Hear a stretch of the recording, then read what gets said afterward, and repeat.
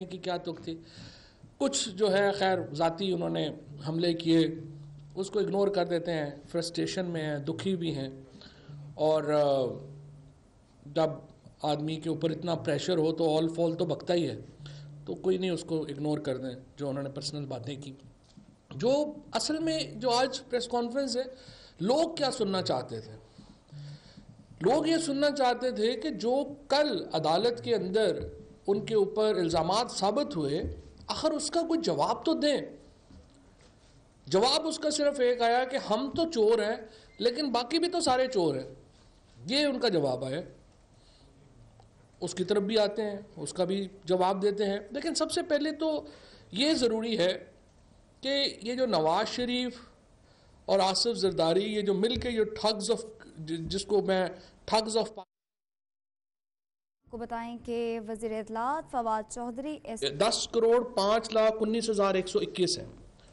10 کروڑ 5 لاکھ 1 کروڑ 5,19,121 یہ ٹوٹل اثاثے ہیں جو نواز شریف صاحب نے 2001-2 میں ڈکلیئر کیے.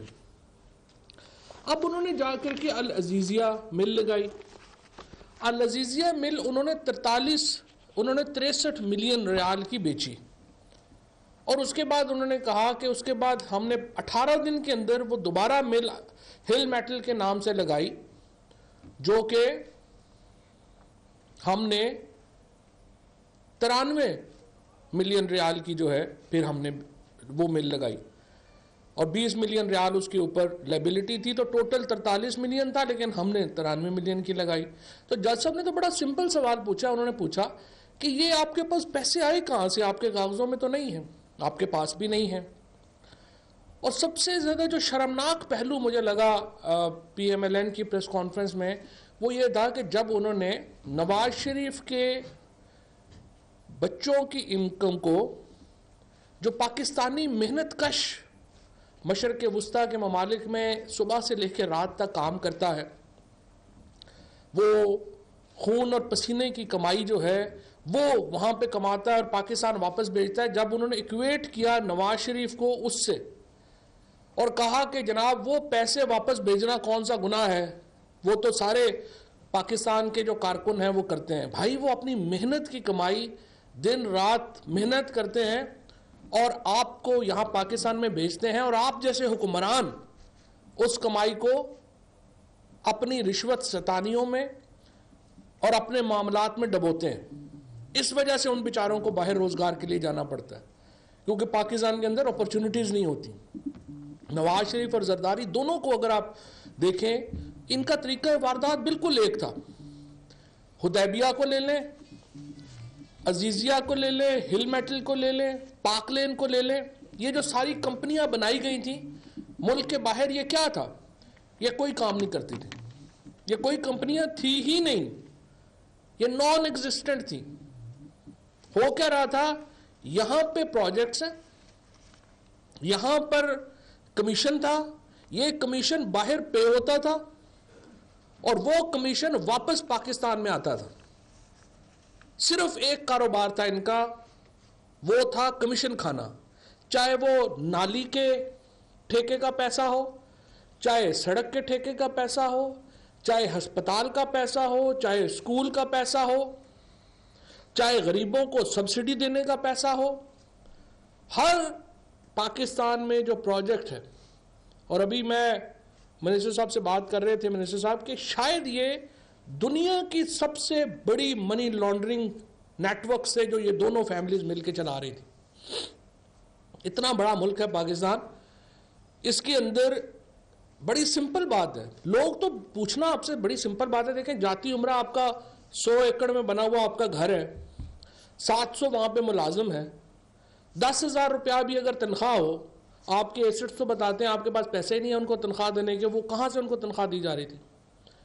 یہ جو سعد رفیق ہے یا شہباز شریف ہے، ان کی جو لیونگ سٹائلز ہیں، ان میں سے سب کے پاس بلٹ پروف گاڑیاں ہیں مہنگی ترین، ان کے پاس ایک نہیں، دو نہیں، 10 گھر ہیں.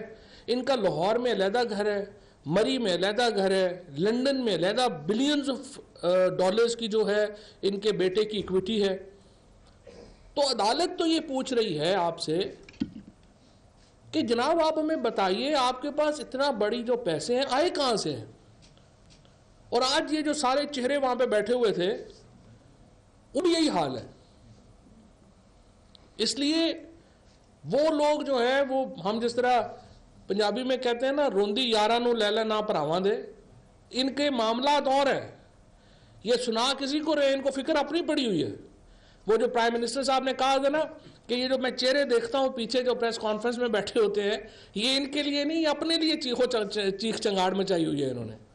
اور جب ہم پاکستان کو پرائم منسٹر عمران خان اور تحریک انصاف یہ مینڈیٹ لے کے آئے ہیں، ہمارا یہ مینڈیٹ ہے کہ ہم نے احتساب کرنا ہے، ہمارا یہ مینڈیٹ ہے کہ ہم نے چوروں کو پکڑنا ہے.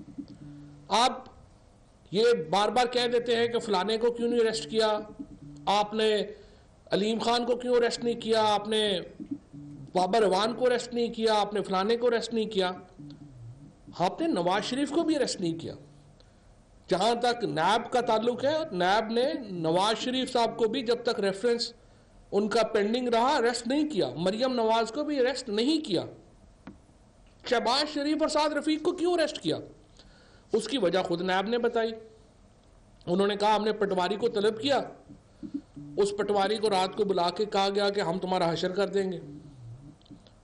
جس ریکارڈ کو طلب کرتے تھے وہ ریکارڈ جل جاتا تھا. ایک صاحب کو بلایا گیا کہ وہ آ کے وہاں پہ وٹنس دیں گے، وہ اگلے دن لندن چلے گئے، واپس ہی نہیں آئے. Tampering with the evidence Shahbaz Sharif کے کیس میں ہو رہی تھی، جس کی وجہ سے انہوں نے اس کو گرفتار کیا اور انہوں نے ان کی وجوہات بتائی ہیں. اور ہر شخص جو نیب کے ساتھ تعاون کر رہا ہے، جو نیب کے ساتھ کوپریشن کر رہا ہے، اس کو وہ اریسٹ نہیں کر رہے ہیں. جن کو وہ سمجھتے ہیں کہ تعاون نہیں کر رہے ہیں اور انویسٹیگیشن فرسٹریٹ کر رہے ہیں، ان کو وہ اریسٹ کر رہے ہیں.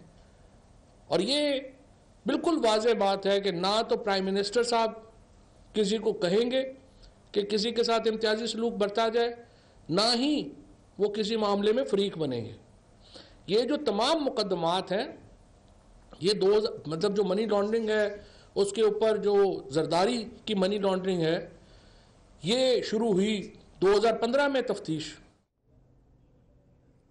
آپ کو بتائیں کہ وزیر اطلاعات فواد چودھری بات کر رہے ہیں. انہوں نے کہا کہ گوشوارے تو بتاتے ہیں کہ آپ کے پاس پیسے نہیں، ملازمین کو تنخواہ کہاں سے دیتے ہیں؟ ان کا صرف ایک کاروبار تھا اور وہ تھا کرپشن کا.